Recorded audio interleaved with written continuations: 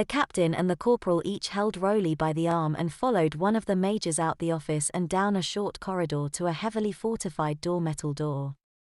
The door was stainless steel and had "No admittance without authorization" stenciled on it. Steel bands were welded onto it, crisscrossing it and framing it. There was a heavy steel frame around the door, and the walls themselves were made of reinforced steel and concrete. There was a "one-way only" tone to the door, one which frightened the captive lieutenant. "Is this a prison? What are you going to do to me? Am I under arrest?" babbled the anxious Marine. The major, who was working the locks on the door, turned and jabbed her finger into his chest. "Shut up," she said. "From here on in you will speak only when spoken to, you will do what you are told, and you will obey all orders from any WM no matter what her rank is. You have been stripped of your rank and privileges by the colonel. If you speak out of line, or you do not obey orders, you will be punished. You will be punished severely. Do not test us. Am I understood?" Rolie drew a breath to answer, but a cock of the major's eyebrow changed his verbal response to a curt nod. "Good," the major responded and turned to open the door. Rolie was stunned when he saw the interior of the room. He expected to see chains bolted to the wall and a hard cot near a wooden chair under a bare light bulb. In his mind, a burly man in black with a hood over his head waited by a tray of instruments of torture. Instead, when the door swung open, it was like it opened to a fantasy world. The entire room was a study in pink, all shades, all hues, all tones. It was a huge room, done up as a baby's nursery with soft lighting and rounded surfaces. The baby furniture was oversized and made a beautiful young girl standing beside a large crib look like a child. The smell of the room was gentle and fragrant. Was that baby powder he smelled? There was the soft fragrance of shampoo or soap in the air too. The air was clean and fresh, like a window open to the morning air of a blooming orchard.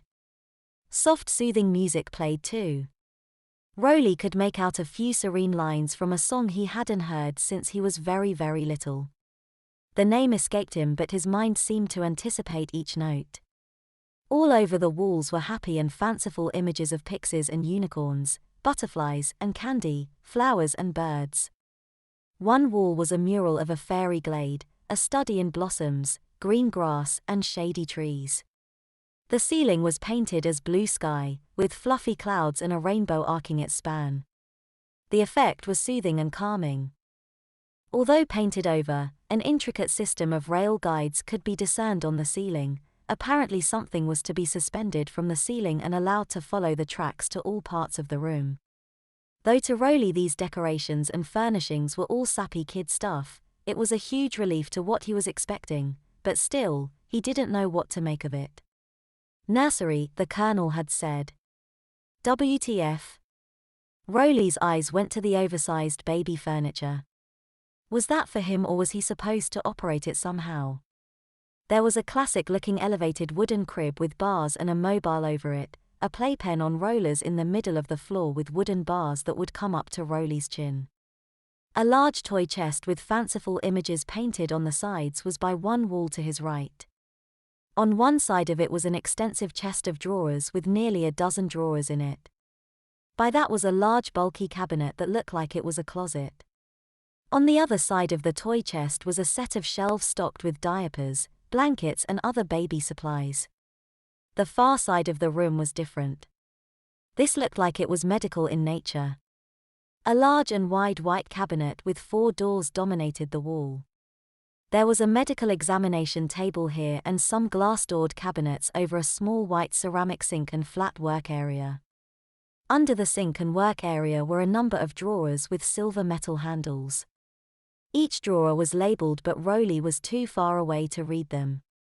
A few all-purpose metal stands adorned the area. A large overhead light was installed to illuminate the area, but it was currently off. For some reason, this area instilled a quiet dread in him.